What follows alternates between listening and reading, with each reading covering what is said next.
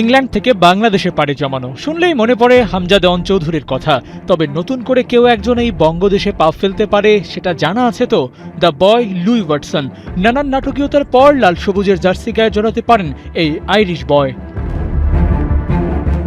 ইংল্যান্ডের জন্ম কিন্তু জাতীয়তা এখন আইরিশ, কারণ ওই দেশের হয়ে খেলার স্বপ্ন থেকে বদল এনেছিলেন ন্যাশনালিটিতে।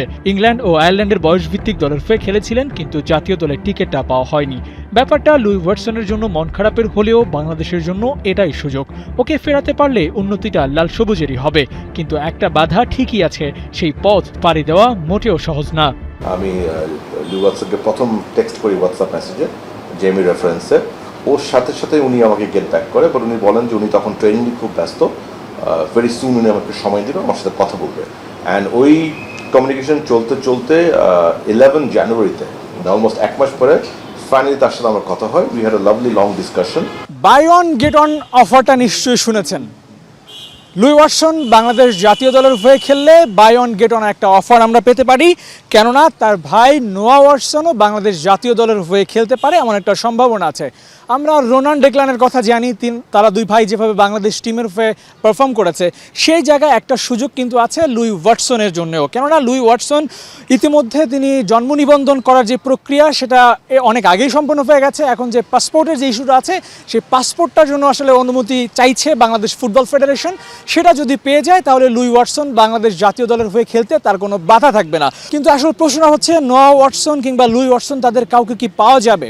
কেননা লুই ওয়াটসন তিনি ইংল্যান্ডে জন্মগ্রহণ করেছেন, তারপর আবার তিনি আয়ারল্যান্ডে গিয়েছেন, সেখানে জাতীয়তা বদল করে তিনি আয়ারল্যান্ডের আন্ডার 18, আন্ডার 21 সেখানে খেলেছেন।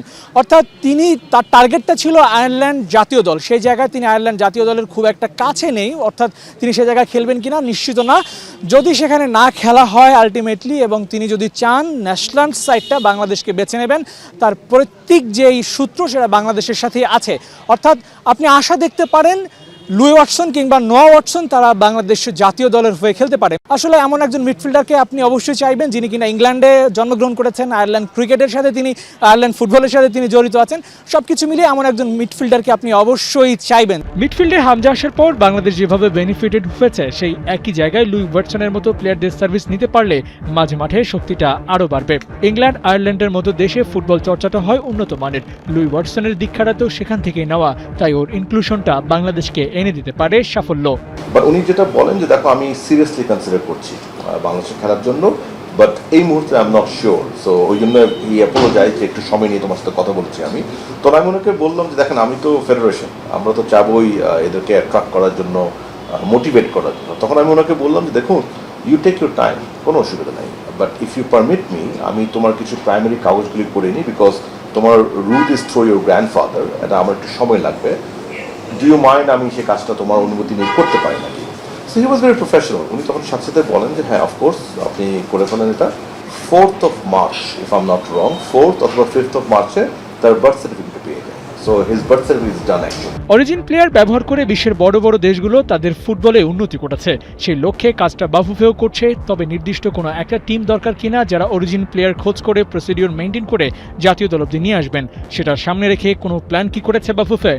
স্কাউট ইভেন্ট করতে পারে নাকি ইউরোপে, বিকজ যেটা হচ্ছে প্রোঅ্যাক্টিভলি অনেকে আমার সাথে যোগাযোগ করছে, কিংবা আমরা অনেকে খোঁজ পাচ্ছি, তখন হয় আমি যোগাযোগ করছি। যদি আমি দেখি ইউথ টিম, ওটা আমি জেরাটকে দিয়ে দিই, সামিদ কাশিমকে দিয়ে দিই আন্ডার 20।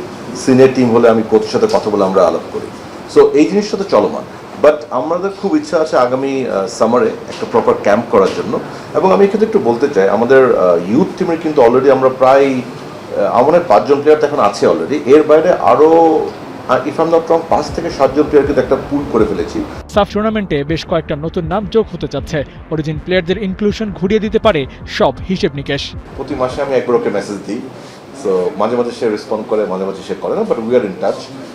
আমার বিএফএফ ম্যানেজমেন্ট থেকে জেমিদের সাথেও রেগুলার যোগাযোগ করা হয় তার ব্যাপারে। So we have to wait and see, but এতটুকু বলতে পারি আমাদের তরফ থেকে উই আর ফুললি রেডি। তার ডকুমেন্টেশনের কাজও হয়ে গিয়েছে, এখন জাস্ট ওনার সম্মতিটা